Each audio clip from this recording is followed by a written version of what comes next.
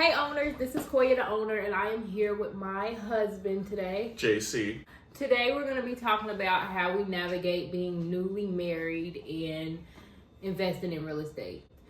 The way how real estate is, it's an up and down market. You have tenants that is nerve-wracking, you have contractors, you have lenders, realtors, all of these different external factors that can be really like a burden, especially on a marriage, and especially if you're like us and you're newly married. Yeah, and very newly married. Yes, very newly married. So we've been married for A little over 2 months now. 2 months. Yeah, yes. Yeah, you gotta clap it up for us, right? Yeah. 2 months, it's not super long, but, it's kind of getting into the space of getting to know each other, getting to know how each other move, so. Yeah, which, some may say you should know that already if you're married, right? For sure. It's definitely a different space to navigate in being married compared to being in a relationship. Yeah.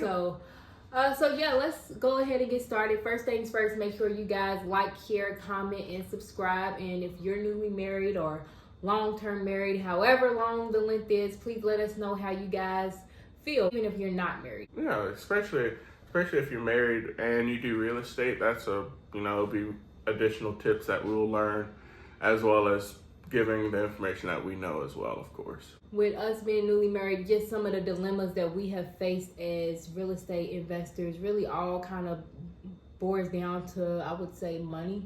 Money, for sure. Just making sure we're able to fix stuff up, because we want the properties to be presented a certain way. Mm-hmm. And in doing that, sometimes it's like a financial struggle of, should we fix this up, or should we do a cool date night or go out of town?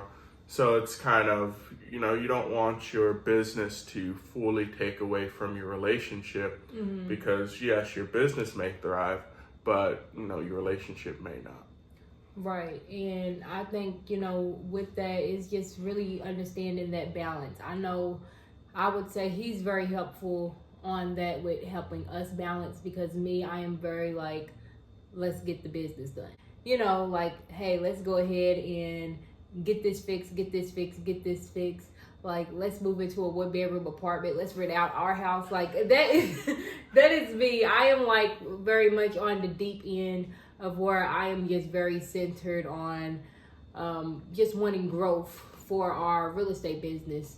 And he centers me and kind of brings me back to the middle to understand we're not going to be miserable today just to have a good future. We have to be happy both times, so. Yeah, it could be done.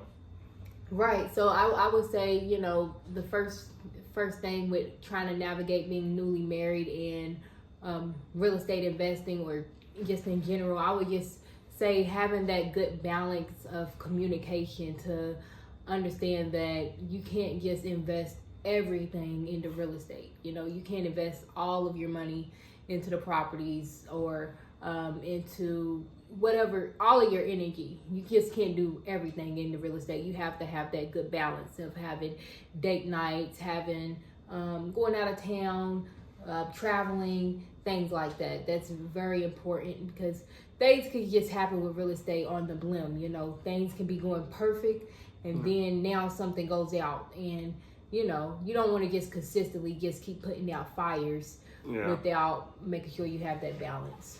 For sure. If you don't schedule it, it won't happen.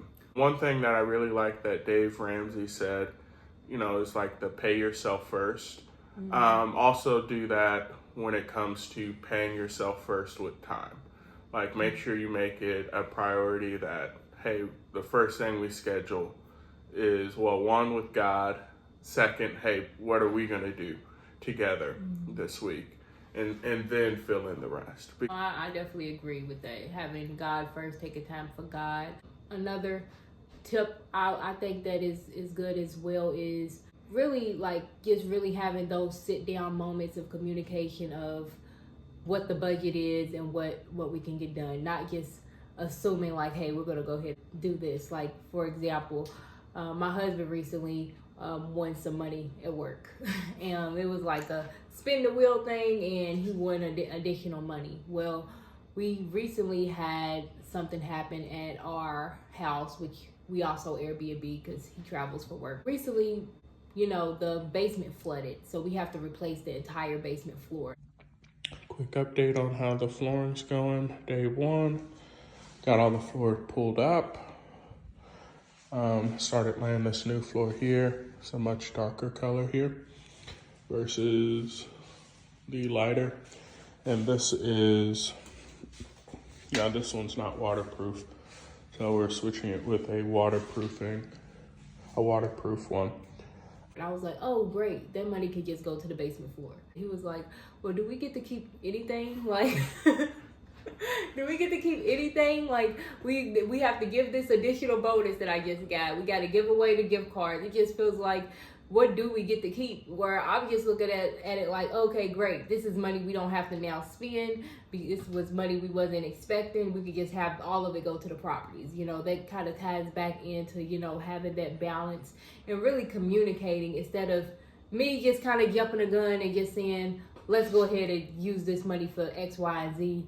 Like communicating with him, asking him, hey, what do you think about this idea? Versus, just automatically assuming that's what's about to happen. Yeah. I think that's very important.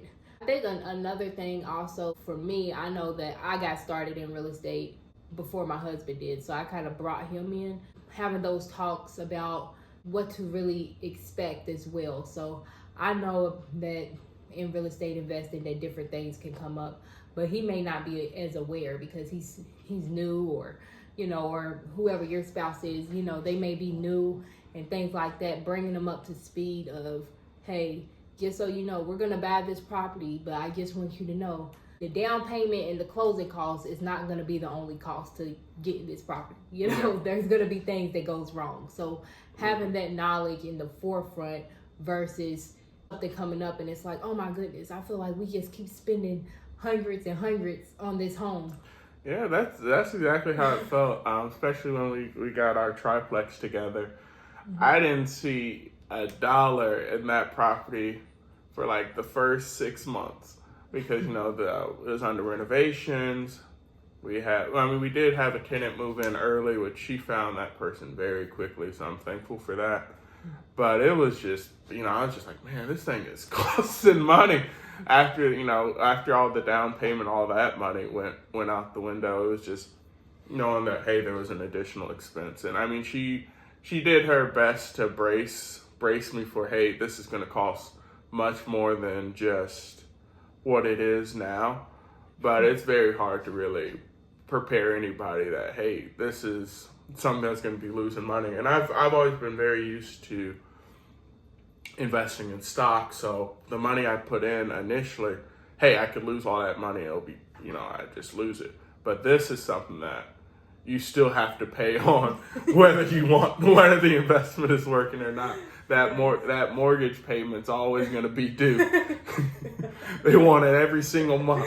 Yes, it's true. That's true. Yeah, and it's very much different than stock investing because he's very big with stocks and really good at it. But, that I would say that learning discrepancy or just that learning curve, that it's a big one for a new beginning investor just to know that, hey, you still have to pay on the mortgage, you still have to pay the taxes, you still got to pay the utility bills if it's vacant. It's so much that you still have to pay on, even, with having it as an investment. It doesn't feel like an investment when you first have it. And sometimes, even after you have a tenant, you could still be losing money because different things could go wrong, right? Yeah. So it's very important to be cognizant of that and to make sure that you're sharing that information to your spouse if you're someone that's already aware of the different dilemmas with real estate investing. And also just knowing who is better at what. I think for me, when it comes to negotiating, that's my standpoint. But when it comes to like the math and this and that, he's very much good at like just fully analyzing everything. Where me, I'll be honestly like $1,000 off of what of what something is. I'll be like, oh babe, we're doing good. We done made 1,000 this month. And he'll be like, yeah, babe, but we had to pay for X, Y, Z. And I'm like, oh, yeah, that's true. So, so it's good to have those different strong suits. Definitely knowing each other's strong suits and letting them take the lead during those times when, it's okay to know that you don't know something. I think that is leadership by itself, knowing who's the best player in each situation.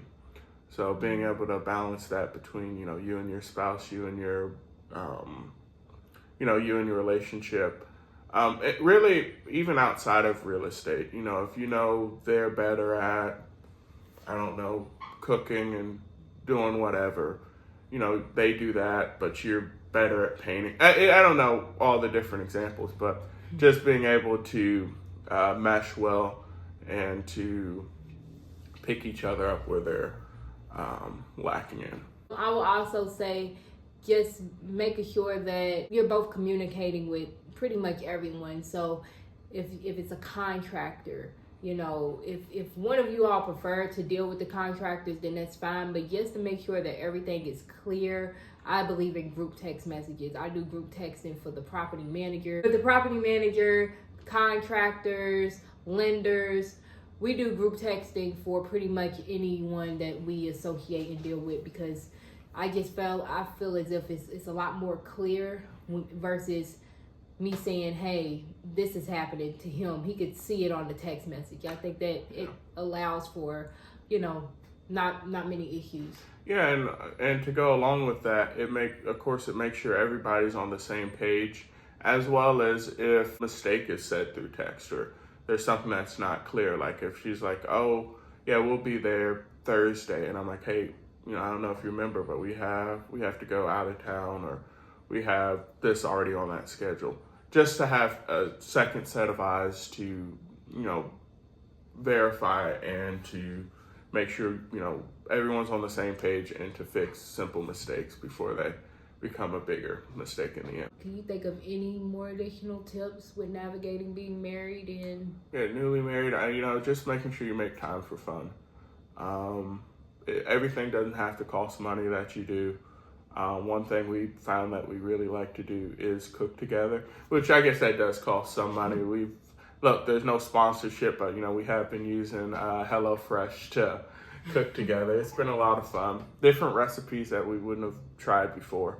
Yes. So yeah, it's been a lot of fun with that, but just finding different ways to make time for each other. All right, guys, thank you so much for watching. Again, please make sure you guys like, share, comment, and subscribe, and give us some feedback. And thank you.